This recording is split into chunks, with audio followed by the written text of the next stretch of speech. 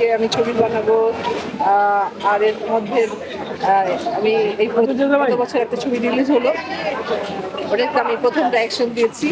এর আগে তো আমি প্রযোজনা করেছি দুংলা, জীবনধারা, রাধাকৃষ্ণ অনেক ছবিগুলো। তো ভবিষ্যতে অবশ্যই চিন্তা আছে, গল্প রেডি করেছি। ওই ধরনের সুযোগ সুবিধা হলে অবশ্যই কাজ শুরু করে দেবো। কাজ শুরু করার আগে অবশ্যই এখানে যাদের দেখছি সবাই তোমরা আমার জুনিয়রই হবে, আর খুবই করে কথা বলছি, অবশ্যই তোমাদেরকে জানাবো। তো তোমাদের প্রচার না হলে তো ভাই কি করে হবে? প্রচারটা জরুরি দরকার আছে। আপু এবারকে ঈদে আপনার কোনো মানে ফ্যাশন ডিজাইনে বা মেকআপ নিয়ে বা একটা লুক থাকবে কি, চমক কোনো নতুন কোনো চমক থাকবে? আমি আসলে রোজার সময় করতে চাই না আর কি।